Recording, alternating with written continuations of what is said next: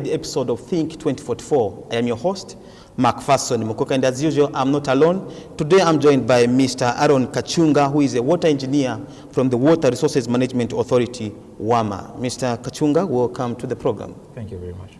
Also joining me is Mr. Edson Nkonde, who is acting director at the Meteorological Department. Mr. Nkonde, welcome to the program. Thank you very much.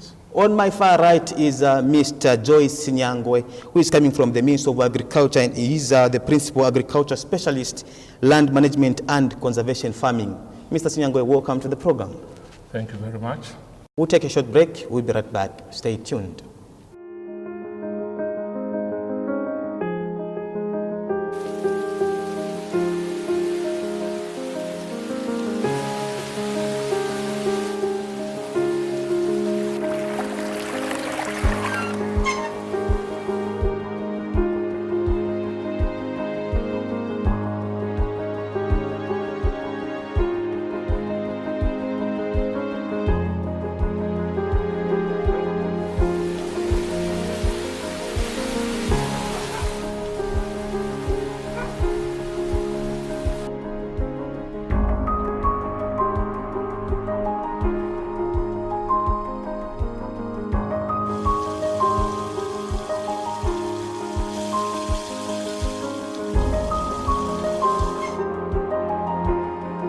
Climate change is real.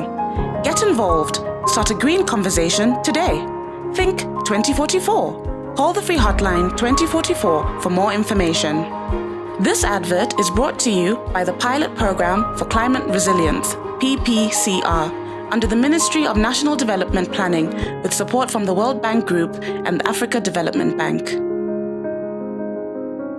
Welcome back. This is the third episode of Think 2044, and today we are discussing climate resilience agricultural practices. Mr. Nkonde, what is climate change so that we get to know exactly what we are dealing with? Thank you very much. Probably I'll start by defining what climate is. Now, climate is just the average weather conditions. Now, climate change is a shift from those average conditions that we've observed over a period of time.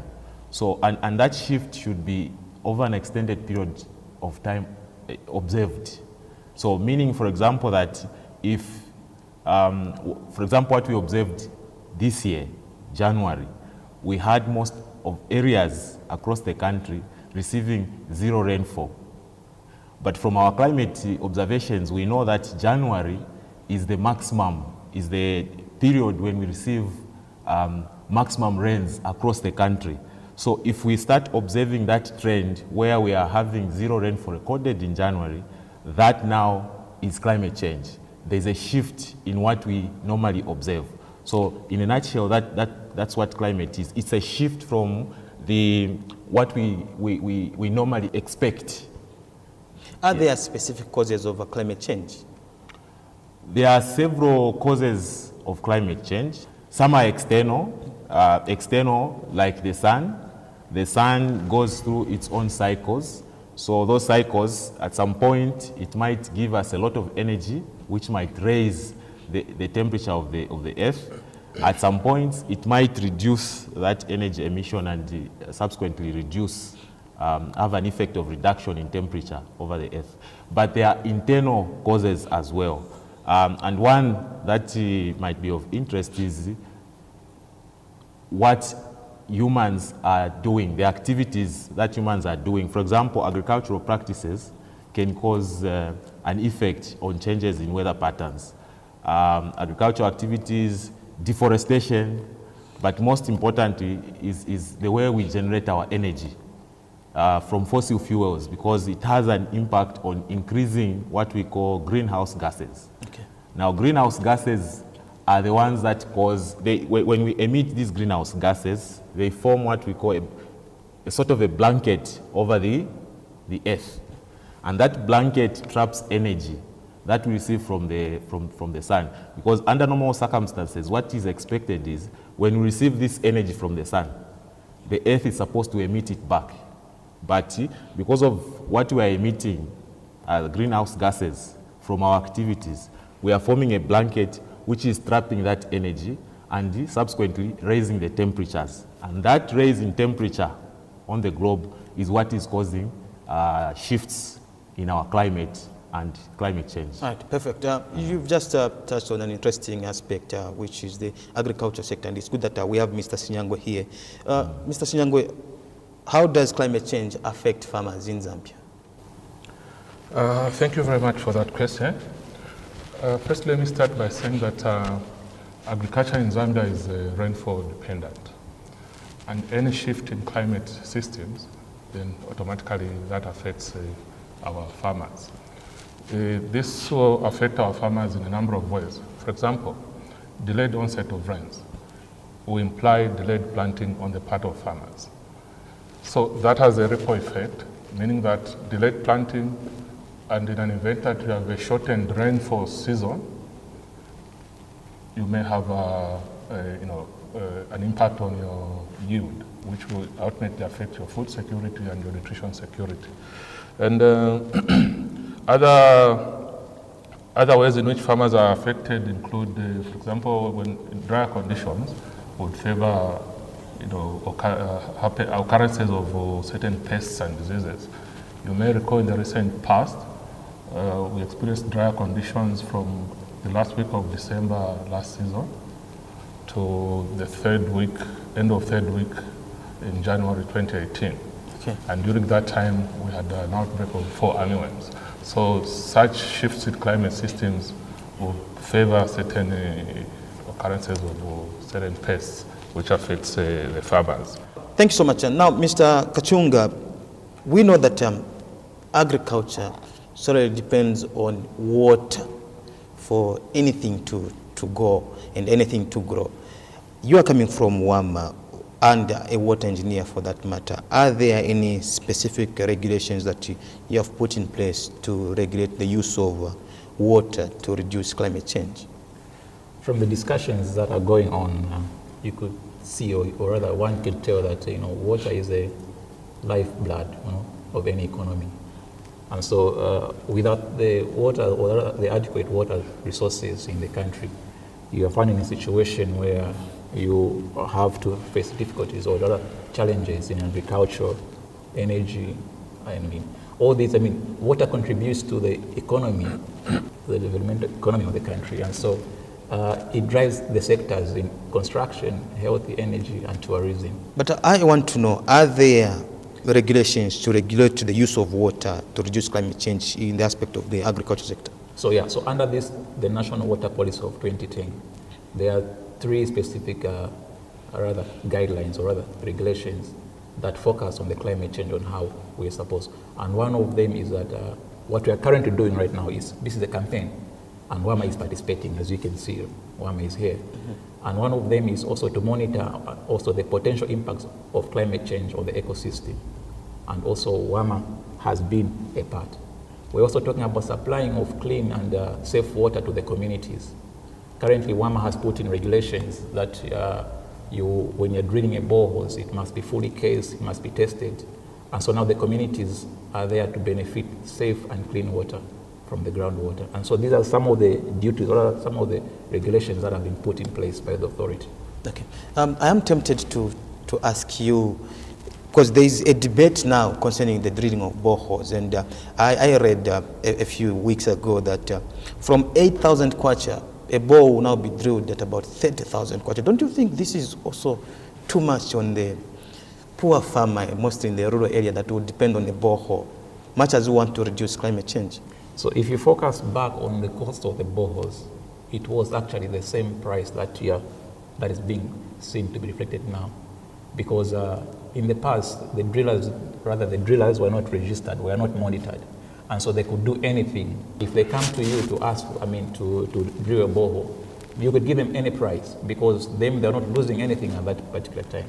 But now we are encouraging all the drillers to be registered with the authority. Mm-hmm. So that entails that you, as a client who is going to approach those drillers, you are going to receive those services, which are going to be regulated by the authority.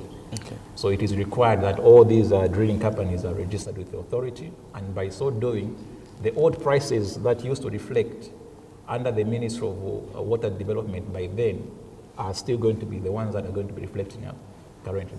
Okay. Now, Mr. Nkonde, what are the general future projections of Zambia, say, for the next 30 years in terms of climate change? Thank you. One obvious one that we are seeing is that there will be an increase in temperature from what we are recording, the average recordings we have now. So that will have obviously impacts on all the sectors, from water resource management to agricultural practices to energy generation, because increase in temperature will mean that, for example, our reservoirs will have, there will be an increase in evaporation, meaning we'll lose a lot of water to evaporation, and therefore less water for agriculture and less water for power generation. But also what we are noting is that we'll have extreme weather conditions. Like I can cite what we experienced in the 2017-2018 season, where in the same season you had two extremes. You had very dry conditions in the first half of the season and very wet conditions in the second half of the season, meaning that it's very difficult now to do agricultural practices in the normal way we have been doing it.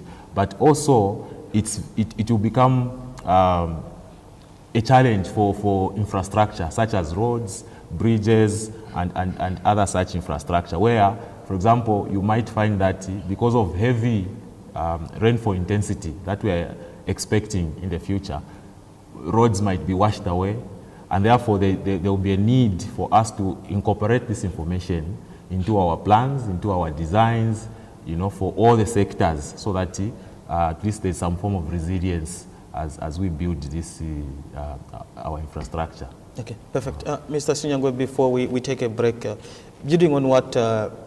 Nkonde has stated, the future projections in terms of the impact of climate change, how are you working with the farmers to ensure that they probably get to start adapting to these impacts?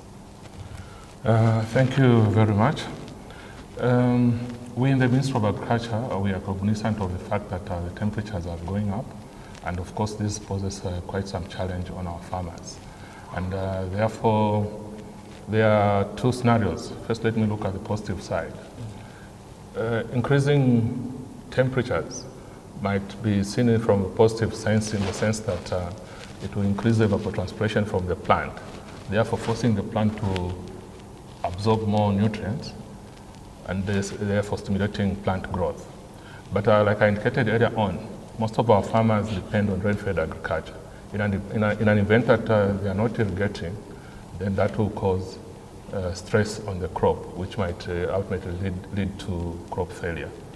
Again, like Mr. Nkonde mentions, that these temperatures will keep going up. If we do not adapt now, then we have a challenge to deal with in the future. So, as a Ministry of Agriculture, there are several technologies that we are promoting, for example, climate smart agriculture, to try and answer in the short term and longer term the variability that comes with climate change. Right. Okay. Thank you so much. You are watching Think 2044, and today we are discussing climate resilience practices in agriculture. We'll take a short break. We'll be right back. Stay tuned. Trees cover 30% of our planet. They play a huge part in absorbing gases such as carbon dioxide, which is turned into oxygen. Thousands of trees are cut down every year for charcoal production, agricultural purposes. Dry, infertile land leading to crop failure, inflation and hunger.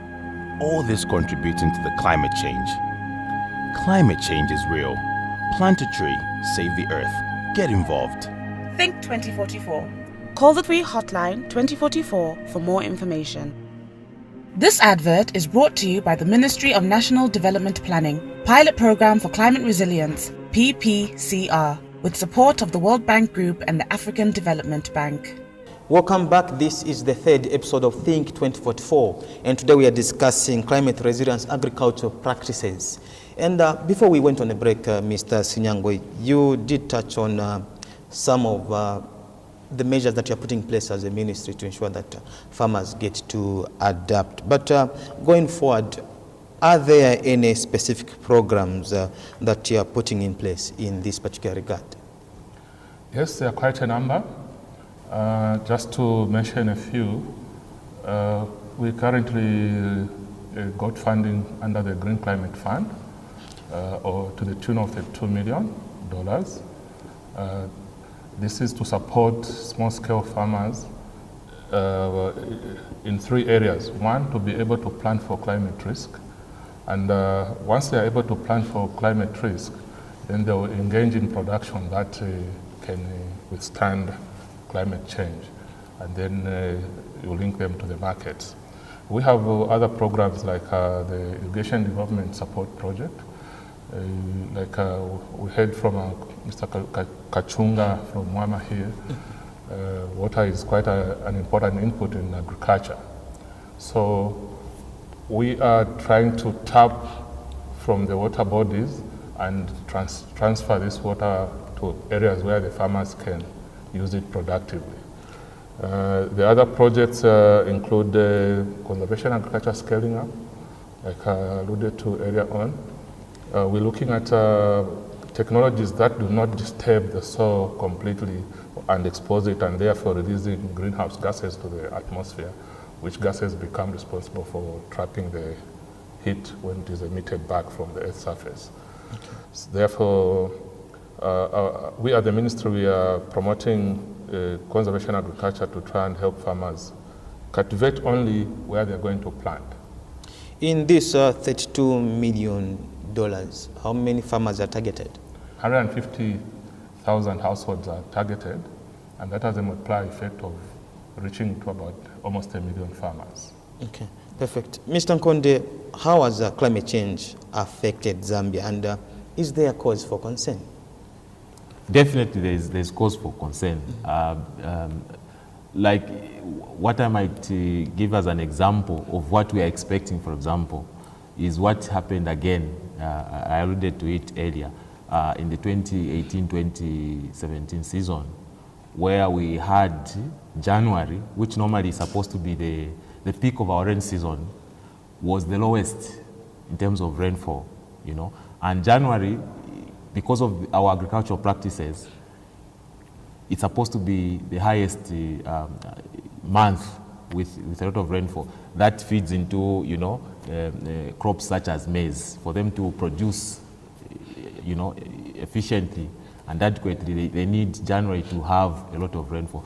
Apart from being part of this platform where you are sending that message to the people out there, are there any platforms that you are using to sensitize the farmers on the effects of climate change as Meteorological Department? Yes, we are. Probably I can give you the portfolio of products and information that we generate. Before the onset of the rain, we produce what we call the seasonal rainfall forecast, which gives just an outlook of the performance of rainfall over a 3-month period. So we would say October, November, and January, we may receive above average or below average, and that helps the farmers to plan as well. But as we go into the season itself, we start now updating that forecast, because as I've said, it's an amalgamation of 3 months. So as we enter the season, we now start breaking down into smaller periods. So we give what we call, specifically for farmers and water resource managers, we give what we call the crop weather bulletin, which now gives rainfall performance over the next period, but also gives a review of what has happened in the past 10 days. So that information is also targeted for the farmers. We send it to the farmers in different channels.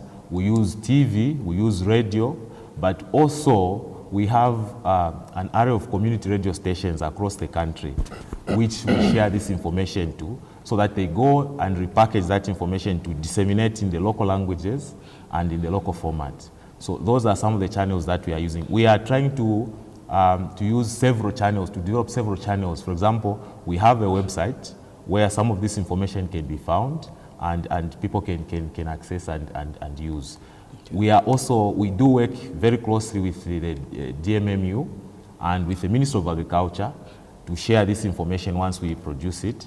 In fact, for the seasonal rainfall forecast, for example, we don't produce it as the Met department alone, but we come together and so that we can communicate not only the performance of the rainfall, but also the impacts that may arise from what we are projecting for each sector. So we have people from WARMA, for example, the water sector. We have people from agricultural sector, the energy people, so that we sit down and we tell them to say, this is what we are projecting as the performance of the rainfall. Therefore, what are the impacts for your sectors? So that when we issue that forecast now, it speaks to not only our language as meteorologists, but the impacts, because that's what will move people to act. Thank you so much. Mr. Kachunga, in ending, what are your remarks? Well, the final remarks to the public or to the community out there is that we should protect our water resources. We should try by all means to conserve our water resources because it is our future. Mr. Nkonde? For us, the final remark would be probably to make mention of what the Meteorological Department is trying to do in order to improve, for example, our information, climate information that can be used now for the different sectors to become resilient and to adapt.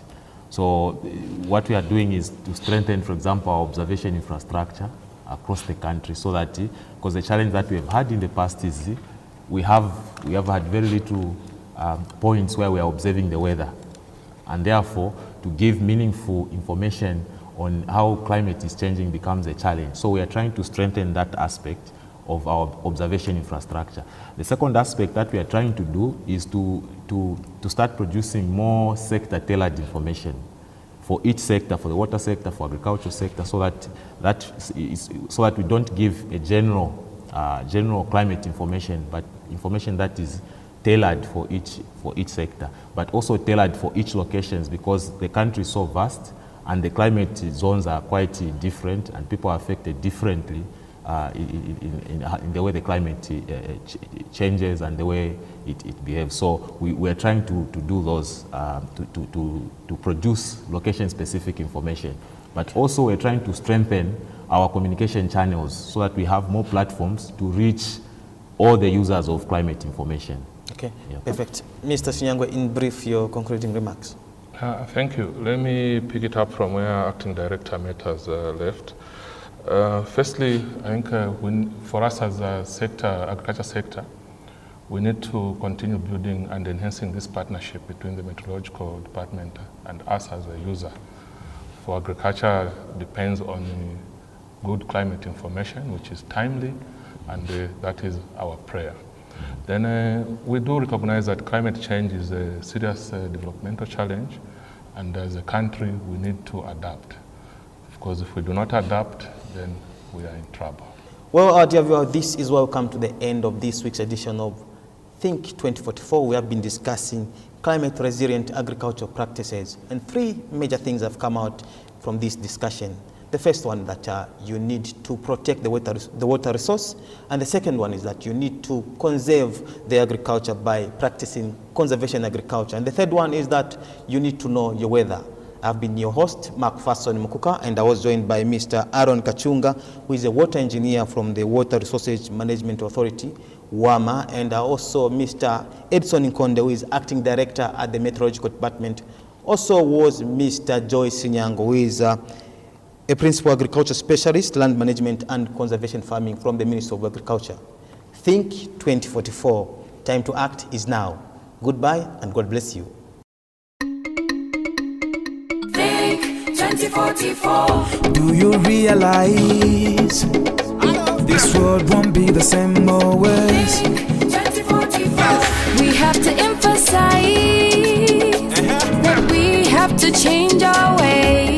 By 2044, the temperatures will fall, and the flash floods will come, and our crops will start to drown. But we can save our time. We can save this place. We go home. Yes. We go home. Think 2044. We can think 2044. 2044.